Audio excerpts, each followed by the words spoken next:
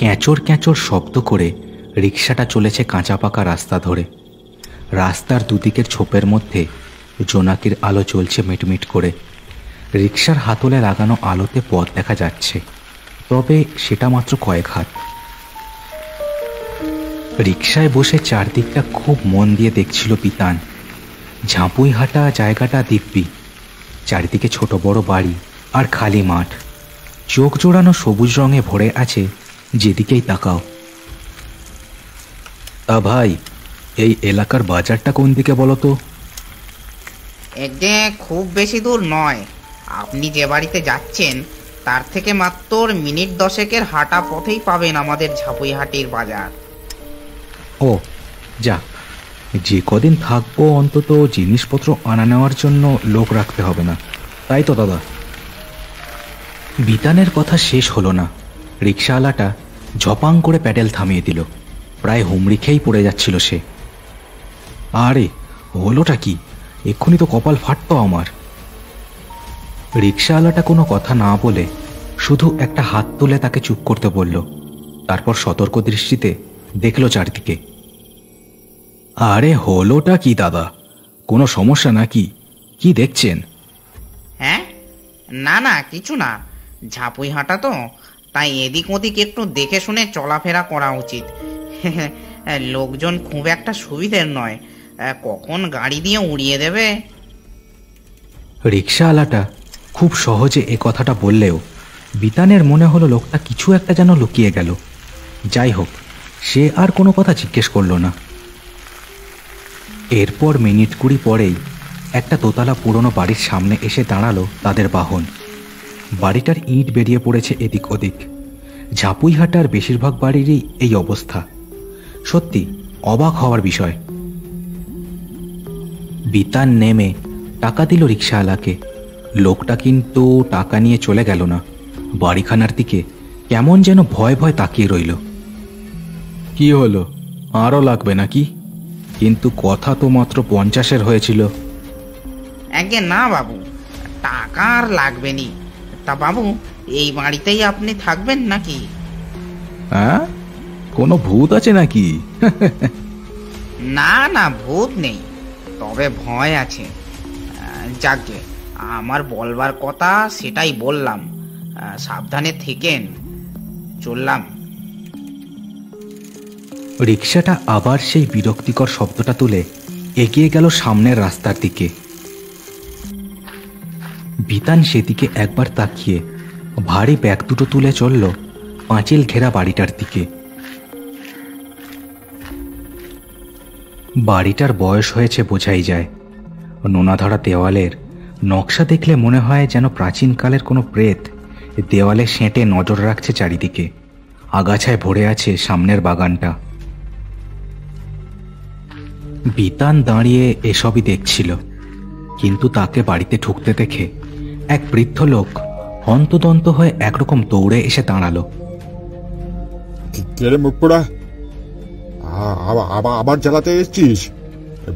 বললুম তো একবার, এ বাড়ি আমি থাকতে তোরা পাবি না। আহা দাদু, আমি মুখ পোড়া নই, আমি গো। আমায় চিনতে পারছো না? আমি বিতান, তোমার নাতি। হ্যাঁ, নাতি? বলো কি? আমি যে বিয়েই করলুম না, সংসার ধর্মে মন ছিল না কোনো কাজে, আমার আবার নাতি আসবে কোথা থেকে? বিতান একটা কাগজ বের করে বুড়োর সামনে ধরল। কিছু যদি তার মনে আসে। আমায় তুমি ভুলে গেলে দাদু? মনে করে দেখো, আমি তোমাদের এই বাগানের মালি হরনাথের ছেলে। ছোটবেলায় আমায় তুমি দত্তক নিয়েছিলে, তারপর বোর্ডিং স্কুলে পাঠিয়ে দিলে। ভুলে গেলে সব? আমি তো সেখান থেকেই চাকরি করতে চলে গেলাম আসানসোলে। আর বলতে হলো না। বুড়ো 2 হাতে জড়িয়ে ধরল বিতানকে। তার মুখে যেন বহুকালের শেষে সম্বল ফিরে পাওয়ার আনন্দ, কিন্তু তারপরেই আবার তাকে ছেড়ে দিল। কিন্তু আমি শুনেছিলুম যে তুমি যা শুনেছ বলে যাও, বুঝলে? দেখো, তেমন কিছু ঘটলে এখানে দাঁড়িয়ে থাকতুম কি করে? যাকে, এবার চলো ভেতরে যাই। হ্যাঁ হ্যাঁ হ্যাঁ হ্যাঁ, সে আর বলতে। হ্যাঁ হ্যাঁ হ্যাঁ, চলো চলো চলো চলো। আমি যে কি আনন্দ হচ্ছে না আমার, কি কি বলবো। আমি যে এখানে কি কষ্টে আটকে আছি। চলো চলো চলো, ভিতরে চলো। দুজনে এগিয়ে গেল বাড়ির ভেতরের দিকে। শেষ বিকেলের সূর্যের আলো তখন প্রায় বুঝেই এসেছে। চাপ চাপ অন্ধকার জমতে শুরু করেছে চারিদিকে। পাঁচিলের একটা অংশে ভেঙে পড়া থামের আড়ালে দাঁড়িয়েছিল একটা লোক। লোকটা দাঁড়িয়ে বুড়ো আর বাড়িতে আসা নতুন লোকটাকে দেখছিল। তার ভাবভঙ্গি যে সুবিধের নয় তা আর বলে দিতে হয় না। হ্যালো ঘোষবাবু, আমি পচা বলছি। এই নতুন ফ্যাকড়া হাজির হয়েছে গো। বটে, কি ফ্যাকড়া শুনি? ফ্যাকড়াই যদি জোটে তবে তুই ওখানে কি করছিস? হ্যাঁ, না, কথাটা শোনেন আগে। একটা লোক, এই প্যাঙাটি মতো চেহারা, এই খানিকক্ষণ আগে এসে ঢুকেছে ওই বাড়িতে। আগে আর বুড়ো তাকে নিয়ে গেল তোয়াজ করে ভেতরে। বলিস কি? বুঝেছি, বডিগার্ড। ঠিক আছে, দেখছি। তুই নজর রাখ, বুঝলি? এই ন্যাপলা যাবে রাতের দিকে, তার আগে কিন্তু সরবি না ওখান থেকে, বুঝেছিস? বেশ, রাখ এখন। পচা বিরক্তিতে ফোনটা কেটে দিল। এই হলো ঘোষবাবুর খারাপ দিক, খালি হুকুম দিয়েই সার। সে আরও একটু নিজেকে আড়াল করে দাঁড়ালো থামের গায়ে। ধীরে ধীরে রাত নামল ঝাঁপুই হাঁটার ওপর। মাথার ওপর আধ খাওয়া চাঁদ মৃদু মৃদু আলো ছড়াচ্ছে। রাস্তাঘাটে লোকজনও প্রায় নেই বললেই চলে। রোজকার সাধারণ রাতের মতোই ঝিমোচ্ছে এই আধা শহর এলাকাটা। বাড়িখানার ভেতর আঁধার জমে আছে আনাচে কানাচে। এই বাড়িতে কারেন্ট নেই আজ বহুকাল। বিশাল ঘর, দালান, বারান্দা। রাত নামলেই কাদের যেন খুব চাপা স্বরে হাত ছানি দিয়ে ডাকে। বিতানের খুব হালকা মনে আছে এই সব বারান্দায় দৌড়ে বেড়ানোর স্মৃতি। সে হাতে একটা আলো নিয়ে কিছু একটা যেন খুঁজে চলেছে। বাড়িখানার সব ঘর খোলা থাকলেও দক্ষিণের একটা ঘরের দরজা বন্ধ দেখে সে দাঁড়িয়ে পড়ল। জং ধরা একটা তালা ঝুলছে, সেটা ধরে সে একটা টান দিল। দেখেই বোঝা যায় জং ধরা হলেও মাঝে মাঝে এটা খোলা হয়। ওটা খোলে না। বিতান চমকে পিছন ফিরে দেখল বুড়োটা কখন তার পেছনেই এসে দাঁড়িয়েছে। আঁধারে যেন তার চোখ দুটো জ্বলছে। ও দরজাটা খোলে না, চাবি খুঁজে পাচ্ছি না। আচ্ছা আচ্ছা, একটা কথা বলো দেখি। তুমি তুমি তুমি সত্যি বিতান তো?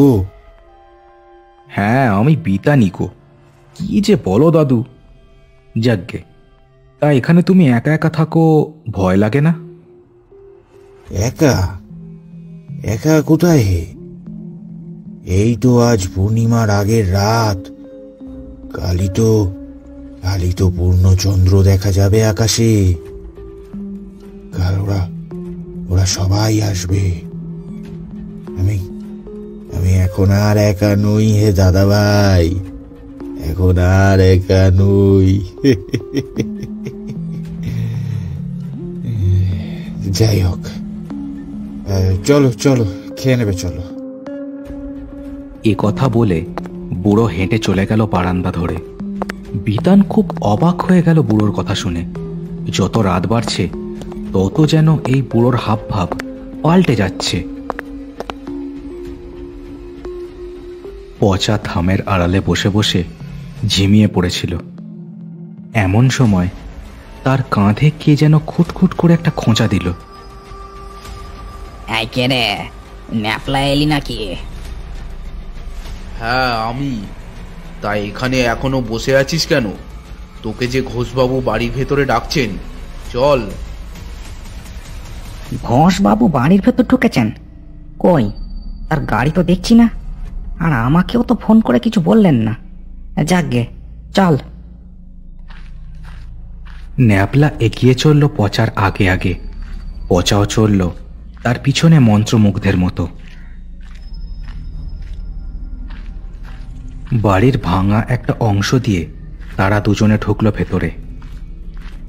ভেতরটা একটু ঝুপসি আঁধার, চুন খসে পড়া দেওয়ালে বয়সের আন্দাজ। কোথায় নিয়ে যাচ্ছিস রে ন্যাপলা? কোথায় ঘোষবাবু? থাম দেখি। এ কথা শুনে ন্যাপলা থেমে গেল আর হাওয়ার বেগে ঘুরে দাঁড়ালো তার দিকে। কি হলো? অমন করছিস কেন রে? ফ্যাস্টামো হচ্ছে নাকি? পচার কথাটা শেষ হলো না। ন্যাপলা দুহাত তুলে সাঁড়াশির মতো চেপে ধরল তার গলা। পচা বিস্ফারিত চোখে দেখল ন্যাপলার মুখটা বদলে হয়ে যাচ্ছে অশীতিকর এক বৃদ্ধের মুখ। কয়েক মুহূর্ত আর মরাত করে একটা শব্দ হলো। পচার দেহ লুটিয়ে পড়ল সিমেন্ট বাঁধানো মেঝের ওপর। ছায়ামূর্তিটা এরপর ধীরে ধীরে হাওয়ায় মিলিয়ে গেল।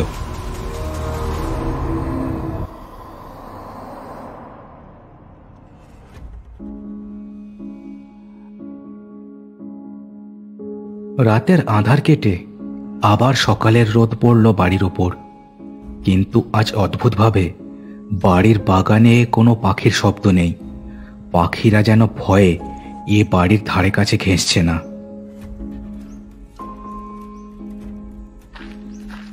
বিতান ইটের রাস্তাটা ধরে হেঁটে চলেছে বাজারের দিকে। আজ রাতের কার্যসিদ্ধির জন্য তার কিছু জিনিসের দরকার।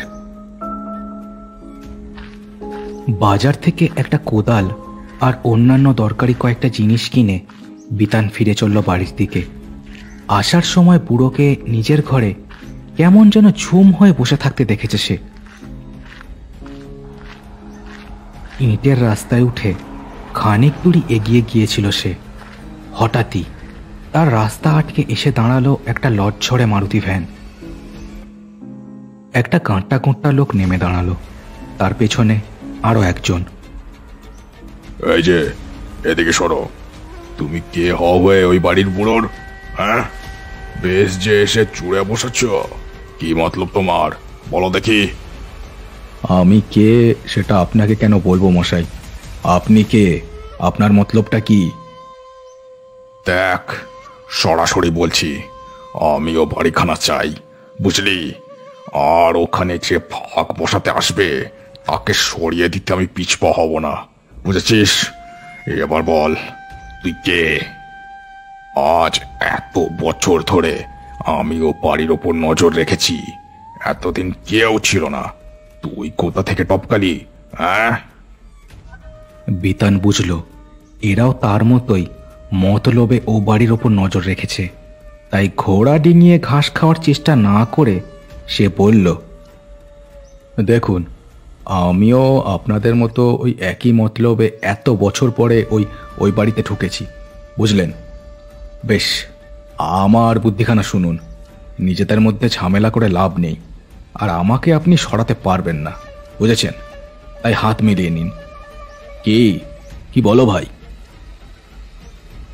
ঘোষবাবু আর ন্যাপলা নিজেদের মধ্যে মুখ চাওয়াচাই করে নিল একবার। চোখে চোখে ইশারায় যেন কিছু একটা বলে নিল তারা। বেশ, শোনাও তোমার মতলব। তবে শোনো হে, যদি পরিমল ঘোষকে ফাঁকি দেওয়ার তাল করো তবে আমার হাত যে কত দূর তা বুঝিয়ে দেব, বুঝেছ? বিতান মাথা নেড়ে নিজের মতলবখানা সব বলল দুজনকে। ভয়ানক এক ষড়যন্ত্র তৈরি হলো এই তিনজনের মধ্যে। ঠিক হলো সেদিন রাতেই যা করার করতে হবে। এরপর আবার মারুতি ভ্যানখানা চলে গেল তার সামনের রাস্তা ছেড়ে দিয়ে। বিতান নিজের ঘরে জিনিসগুলো রেখে বুড়োর খোঁজে বেরোলো, কিন্তু সারা বাড়ির বারান্দা দালান খুঁজেও বুড়োর হদিশ পেল না। কি ব্যাপার হলো? বুড়োটা গেল কোথায়? কিচ্ছু বুঝতে পারলো না কি? দাদু, ও দাদু, কোথায় তুমি? আমি আমি আমি আমি আছি এই দক্ষিণের ঘরে। দাদা ভাই, তুমিও ঘরে যাও।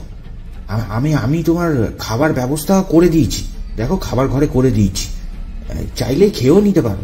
যাও যাও যাও। কথাগুলো ভেসে এলো দক্ষিণের সেই বন্ধ ঘরের ভেতর থেকে।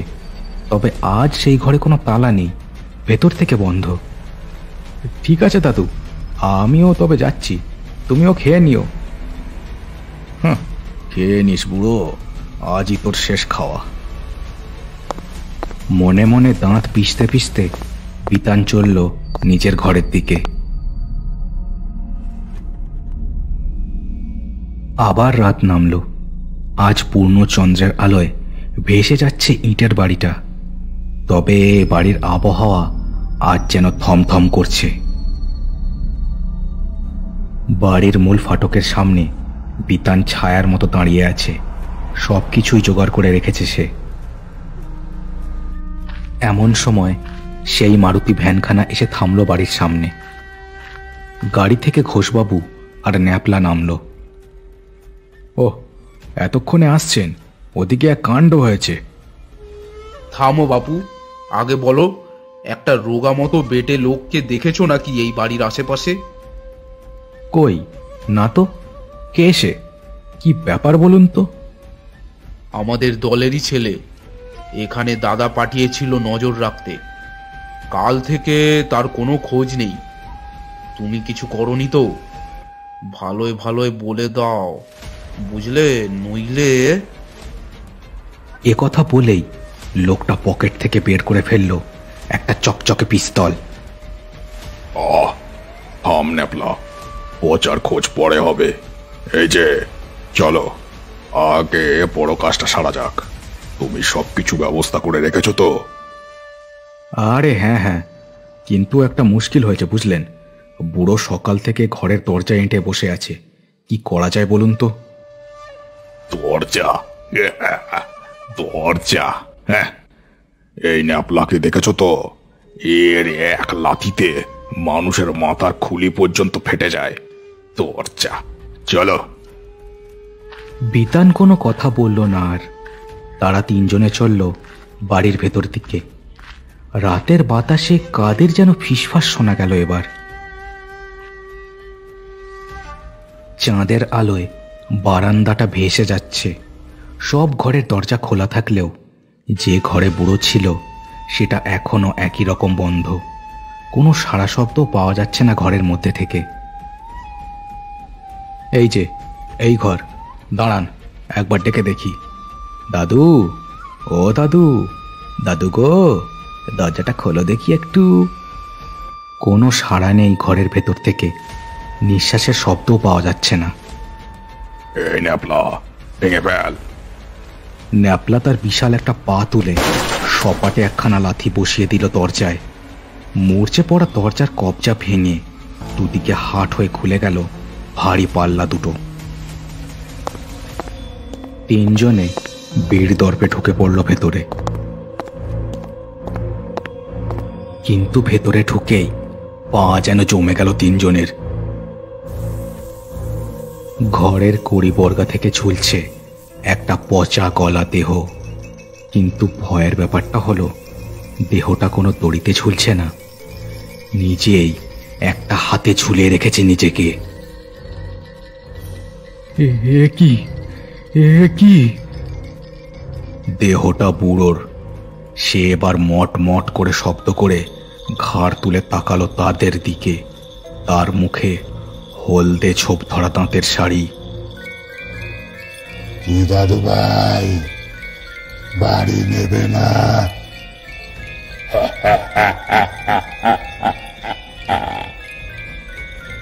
কি হলো, ভয় পাচ্ছ নাকি? ঘরের তিনজন পাথরের মতো জমে গেছিল। মুখ থেকে তাদের কোনো কথাই সরছিল না। বিতান আমতা আমতা করে শুধু বলল, কিন্তু কি হচ্ছে এখানে? আমি যে বুঝতে পারছো না তাই তো? বেশ, বসো, নিচে নেমে এসে বলছি। বুড়োর পচা গলা দেহটা ঝপ করে এসে নেমে দাঁড়ালো মেঝের ওপর। আমি তো অনেক বছর আগেই মরেছি হে, বুঝলে? ওই ওই ওই দেখো, আমার কঙ্কাল পড়ে আছে। বুড়ো বয়সে হৃদযন্ত্র বিকল হয়ে মরেছিলাম এই ঘরে। তারপর থেকে এই বাড়ি পাহারা দিয়ে চলেছি, আজও দিচ্ছি। আর এই যে দাদু ভাই, ছি ছি ছি ছি ছি ছি, এত নিচে নামতে পারলে তুমি? এ কথায় তিনজনে পিছিয়ে দেওয়ালে পিঠ দিয়ে দাঁড়ালো। এখানে তো এতক্ষণ দরজা ছিল, কিন্তু এখন সেই দরজার কোনো চিহ্নই নেই। বুড়ো তার দুটো হাত সাঁড়াশির মতো লম্বা করে চেপে ধরল দুজনের গলা। কয়েক মুহূর্ত ধস্তাধস্তি, আর তারপরে মরাত করে দুটো শব্দ। দুটো লোকের দেহ আছড়ে পড়ল মাটিতে।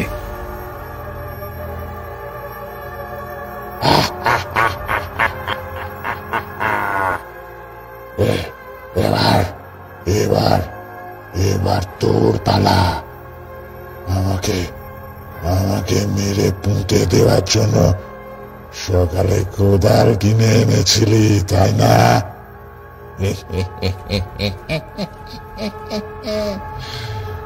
শোন, তোর বাপ হরনাথ মালি মারা যাওয়ার পরই তোর খোঁজ নিয়েছিলাম আমি।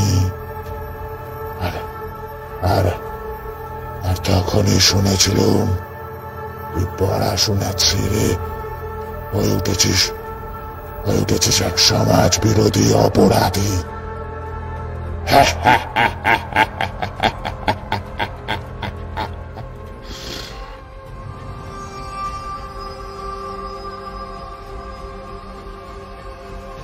জেল থেকে বেরিয়ে তুই যে সোজা এত বছর পর এখানে এসে হানা দিবি সেটা জানতাম। কি ভেবেছিলি আমি কিছুই বুঝি না, তাই না? কত বগা, তোর বাপ কত সৎ ছিল, যে কারণে তোকে আমি দত্তক নিয়ে নিজের নাতি করেছিলাম। আর তুই কিনা যাই হোক এবার মর। বিতান ছিটকে সরে এলো একদিকে, আর পাশেই দরজাটা দেখতে পেয়ে লাফ দিয়ে বেরিয়ে পড়ল বাইরে। বেরিয়েই ওড়িমড়ি করে দৌড়তে শুরু করলো সে। যত তাড়াতাড়ি সম্ভব তাকে বেরোতে হবে এই দুঃস্বপ্নময় বাড়ি থেকে। কিন্তু একটু দৌড়েই থামতে হলো তাকে। তার হৃৎপিণ্ডটা লাফিয়ে গলার কাছে উঠে এলো, কারণ বাইরের বারান্দায় ছায়াদের মেলা। সবাই এই বাড়ির নানান সময়ের নানান কালের বাসিন্দে। সবাই পূর্ণিমার আলোয় আবার ফিরে এসে হাজির হয়েছে এখানে।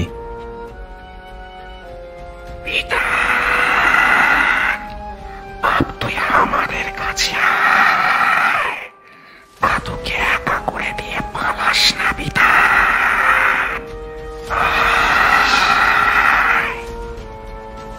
কথাটা যেদিক থেকে ভেসে এলো, বিতানের সেদিকে চেয়ে মাথাটা ঘুরে গেল। তার বাবা হরনাথ মালিও বিভৎস দেহে সেখানে দাঁড়িয়ে। আর সহ্য করতে পারল না সে, ভয়ে পিছু হটতে থাকলো। পিছোতে শেষ হলো রেলিং, আর তারপরেই 3 তলা থেকে শক্ত পাথরের মেঝেতে আছড়ে পড়ল তার দেহটা। ঝাপুইডাঙ্গার সেই বাড়ির বাসিন্দাদের অট্টহাসি আর বিতানের শেষ চিৎকারে রাতের বাতাস কাঁপতে কাঁপতে এক সময় আবার স্থির হয়ে গেল।